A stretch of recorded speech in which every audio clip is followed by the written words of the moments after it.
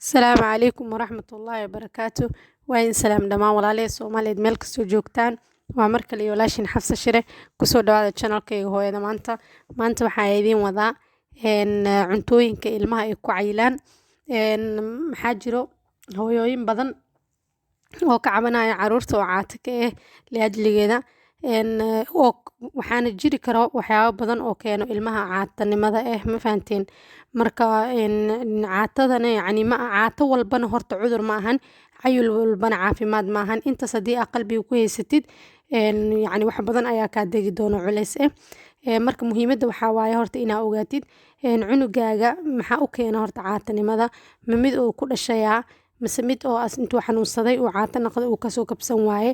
haddii aa ogaatid marka koowaad cunugaaga sababta uu caato u yahay kabacdi waa caawin kartaa.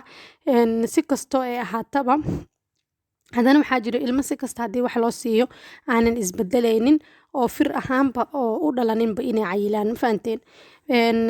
cunuga markuu dhasho ilaa uu kasoo weynaaday ilmo waxaa jira markay dhashaanba hooyada naaska siiso isla marka iska kobco, ilmana waxaa jira si kastoo naaska loo siiyo loogu dadaalana welina iska jabyar. marka mar walbana horta dhibaatada oo yacni maanta dhan hooyooyinka inay aad u walwalaan kasii keenan waxaa waaye dadka kugu hereereysan mar walba waxaa lagu dhahaa cunugan maxaa waaye caata badanaa wax ma siisid miyaa, waxaasna wax fiican ma ahan. hooyada mar walba cunugeeda iyadaa kaa jecel ayadaana ku dadaaleyso.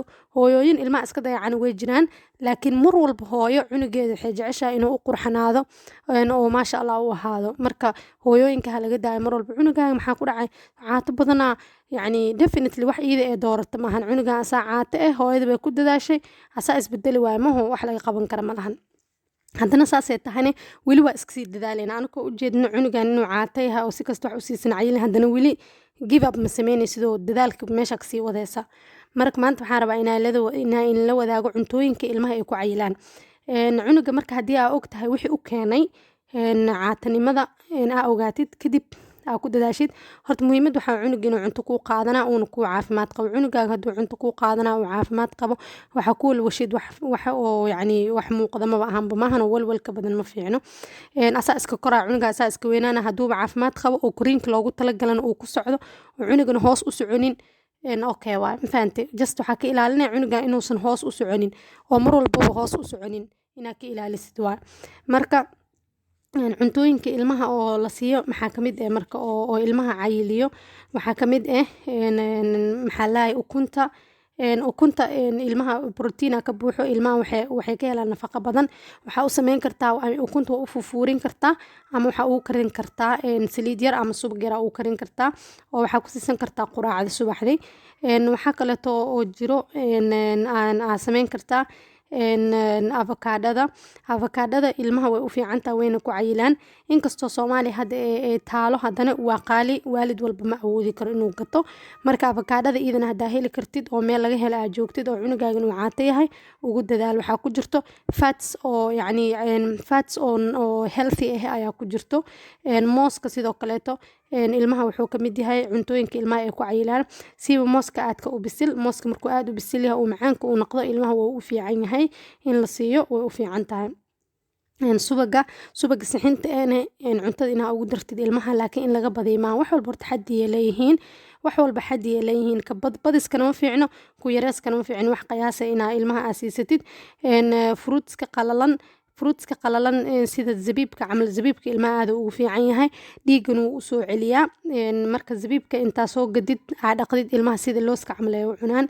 looska asagana sidoo kaleeto ilmaha cuntooyinka ay ku cayilaan ayuu ka mid yahay. looska waxaa sameyn kartaa asoo shiidan aa usoo gadi kartaa kan rootiga la mariyo, rooti aa u marin kartaa. ilmaha mar walbana anaga waxaa waaya Soomaalideena haddaa dabeecad waxaa naqaana 3 waqti uun wax la siiyo. ilmaha waxaa fiican cuntooyin yacni labada cunto weyn quraaca iyo qadada dhexdooda inaa wax siisid, qadada iyo cashada dhexdooda inaa siisid. cashada kadib haddii cabaar ay soo jeedayaan snack yar aa siisid. marka rooti yar inaa u marisid looska saa u marisid waxyaabo yar ama hal xab fruit aa siisid, hal xab moos aa siisid. sidaas ay ku koraan mooye hal mar cunto hab lagu siinaayo waxba ma tareyso. hilibka sidoo kaleeto aad ayuu u fiican yahay.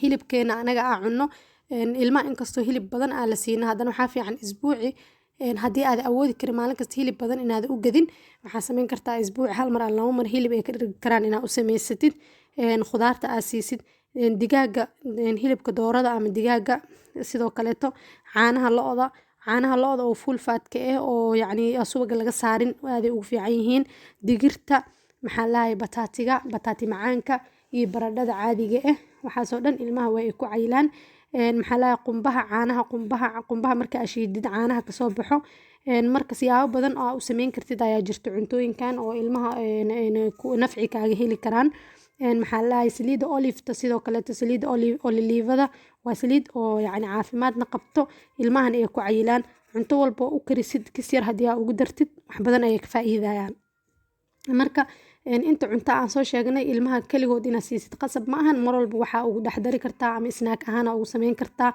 faakiheys camal ugu sameyn kartaa bataati macaanka camal waxaa ugu karin kartaa caanaha qumbaha kadibna waxaa ugu dari kartaa kis yar oo sokor ah sokorta badan ilmaha uma fiicno haddii malab aa haysatid malab aa ugu dari kartaa chickenkana waxaa ugu karin kartaa maxaa lahaye bataati macaankane qumbaha ugu dari kartaa iyo kis yar oo sokor ah maxaa lahaye kabacdi ilmaha saas aa ku siisan kartaa galabkii casriya ahaan aa u siin kartaa ukunta ama fufuurs uu sameeya ama u shiil chickenka maxaa lahaye suugo uga dhig yogurtkana sidoo kale asigana aad u fiican yahay yogurtka ilmaha wuu u fiican yahay especially kana subaga leh maxaa lahaye timirta sidoo kaleeto aaday ugu fiican tahay timirta maalinta 3 xabo camal ilmaha haddaa siisid dhiigana way usoo celinaysaa waa ayna ku cayilaan caanaha ugu shiidi kartaa caanaha iyo looska iyo moos xataa waa iskugu shiidi kartaa cabitaan ahaan aa uga dhigi kartaa marka waxaa jira waxyaabo badan oo ilmaha aa u sameyn karto oo yar oo fudud oo ilmahan ay nafaqana ay ka helaan jirkoodana uu ku qurxanaanayo oo cayil caafimaad qaban ay ka helaan